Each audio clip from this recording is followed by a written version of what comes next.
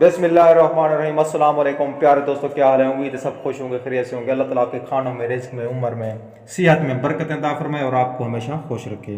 दोस्तों, आज बिल्कुल आसान सा छोटी सी वीडियो में आपको हम तरीका बताएंगे कि रोवी का सालन जो है वो कैसे बनाया जाता है।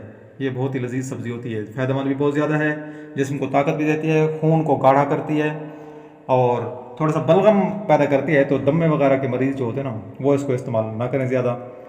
तो देखते हैं हम इसको कैसे तैयार करते हैं। तो इसमें थोड़े से लेसदार मादा होता है, तो इसमें पानी वगैरह ज़्यादा नहीं डालना पड़ता। थोड़ी सी टिप्स होती हैं, वो आपने करनी है। इंशाल्लाह ज़बरदस्त आपकी ये सालन बनेगा।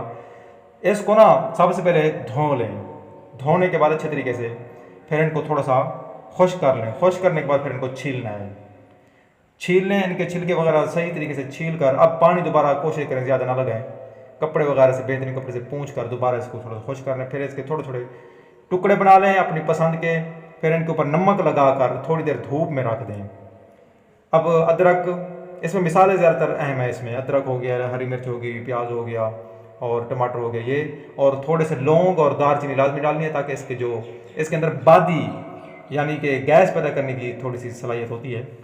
तो उसके लिए हमें दालचीनी और लौंग थोड़े से डालने हैं।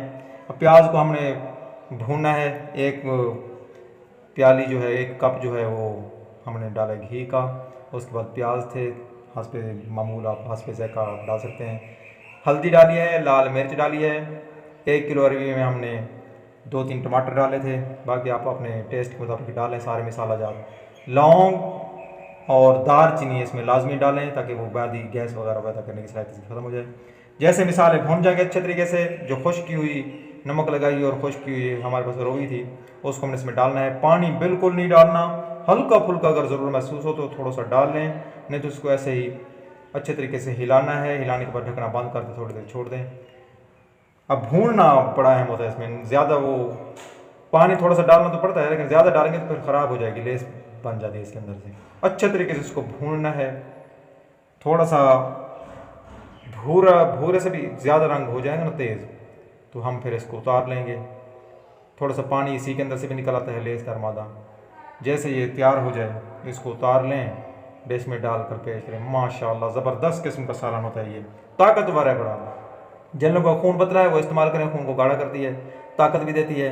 बस एहतियात थोड़ी सी मैंने बता दी है कि बलगम पैदा करती है थोड़ी सी, क्योंकि इसके अंदर लेसदार मादा होता है। तो बलगमी मिजाज जो बनते हैं, जिनको दम्मा शम्मा होता है, वो थोड़ा सा इसका इस्तेमाल कम करें। माशाल्लाह सुभान अल्लाह। गोश्त के अंदर पकाएं, आप ऐसे पकाएं जैसे मर्जी पकाएं, ज़बरदस्त किस्म का सालन है।